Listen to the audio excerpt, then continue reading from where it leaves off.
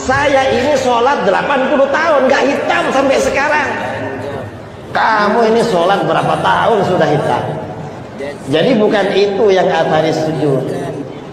Kalau bisa diusahakan jangan sampai hitam di kepala itu, di kening, agar gak kelihatan, apalagi ditonjol-tonjolkan, kan mirip tato itu. Pak Kiai, mohon maaf nih Pak Kiai. Pak Kiai ngaku sujud sudah selama 80 tahun. Coba Bapak cek KTP Bapak. Bapak kelahiran tahun berapa? Bapak itu kan, ini yang mengingatkan saja Pak Kiai. Pak Kiai kan kelahiran 1 Juli tahun 1975. Seharusnya Bapak ini umurnya adalah 49 tahun Pak, bukan 80 tahun. Nah, ini Bapak ini tipu-tipunya nampak ini. Sangat kontras sekali di medsos. Jadi saran saya hentikanlah Pak. Yang sifatnya bohong, nah itu dihentikan. Apalagi yang membuka bohong-bohongnya ini bukan saya aja, Kiai Imad pun pernah menemukan Bapak berbohong gitu. Jadi saran saya, Bapak jangan dibiasakan berbohong. Sudah jelas bahwa Habib Alwi itu bernasab kepada Sayyidul Habib Ubaidillah. Tidak ada satupun yang ingkar. Semuanya bersambung. Al-Habib Alwi bin Ubaidillah benar. Tidak ada yang ingkar. Tidak ada yang ingkar. Kecuali di Indonesia. Aneh ya. Imam Syafi'i ini mujaddid minal muhibbin, tidak pernah mengingkari Sayyidina Habib Alwi bin Ubaidillah, tidak pernah mengingkari nasabnya sampai kepada Rasulullah sallallahu alaihi wasallam. Imam Abi Hanifah, Imam Ahmad ibnu Hanbal, Imam Malik, para ulama-ulama terkemuka, tidak ada yang ingkar kalau Habib Alwi bin Ubaidillah itu Ibn Ahmad Muhajir ilallah itu memang benar sampai kepada Rasulullah sallallahu alaihi wasallam, kecuali di Indonesia.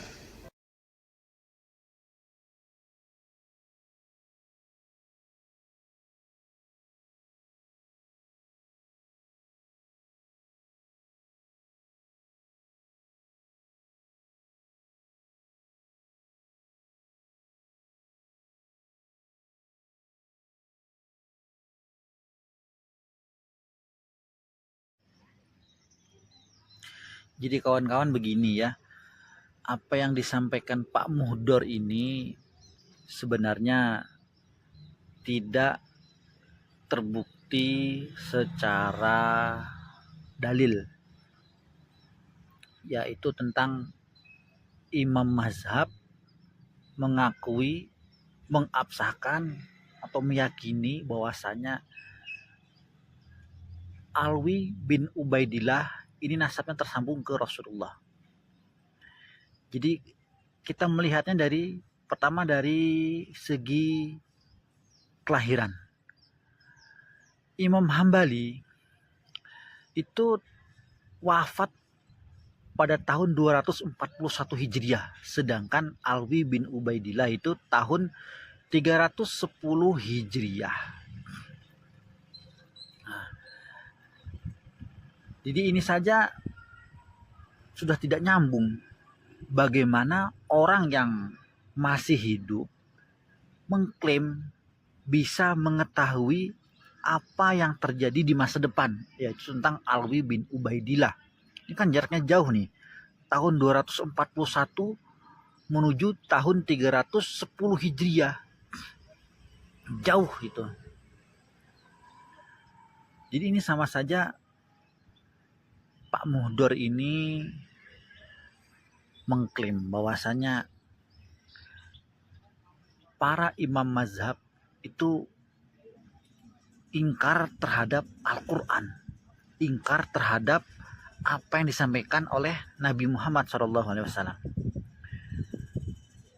Dan di sini jelas dalilnya dalam surah Al-Luqman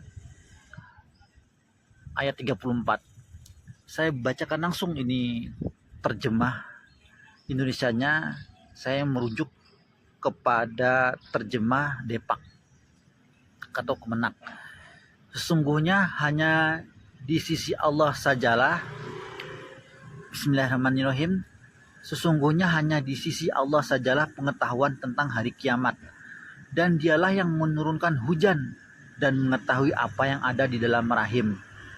Dan tiada seorang pun yang dapat mengetahui dengan pasti apa yang diusahakan besok. Saya ulangin. Dan tiada seorang pun yang dapat mengetahui dengan pasti apa yang diusahakan besok. Dan tiada seorang pun yang mengetahui di bumi mana dia akan mati. Sesungguhnya Allah Maha mengetahui lagi Maha mengenal.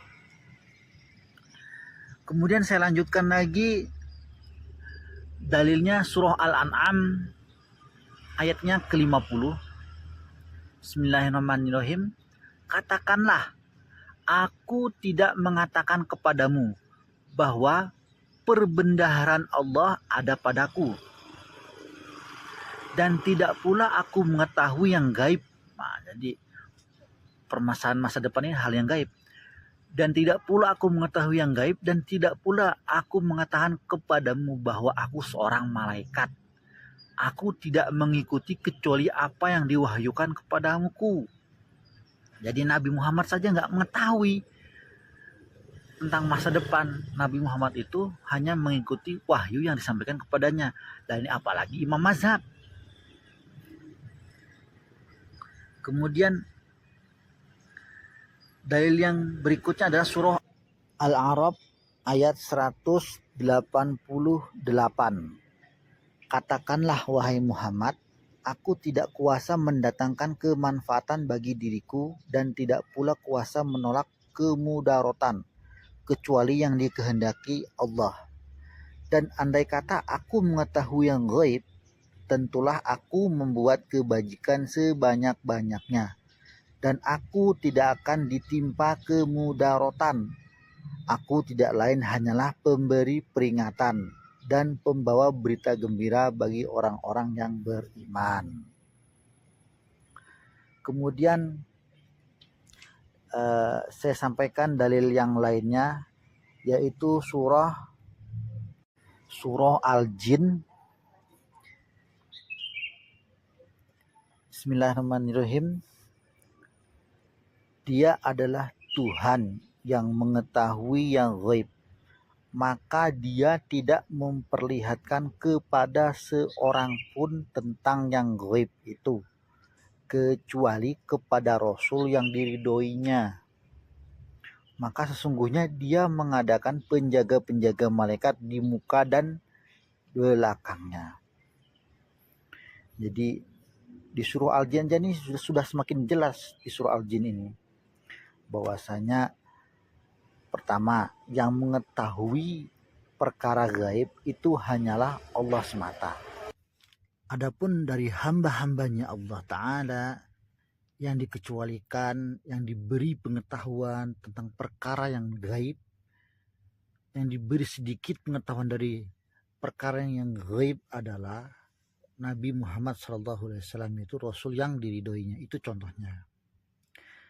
Contoh lainnya seperti adalah Nabi Isa, Nabi Idris, dan nabi-nabi Rasul yang diridhoi lainnya. Adapun selain dari itu, maka tidak ada satu orang pun yang diberikan Allah pengetahuan tentang hal yang gaib. Jadi nggak ada. Selain dari Nabi dan Rasul itu nggak ada. Bagaimana dengan para wali? Para wali itu hanya diberi karomah. Karomah itu merupakan suatu pertolongan dari Allah kepada hamba-hambanya yang dicintainya. Siapa? Yaitu para wali contohnya. Dan wali ini nggak ada yang gila. Wali itu adalah orang-orang yang beriman dan bertakwa.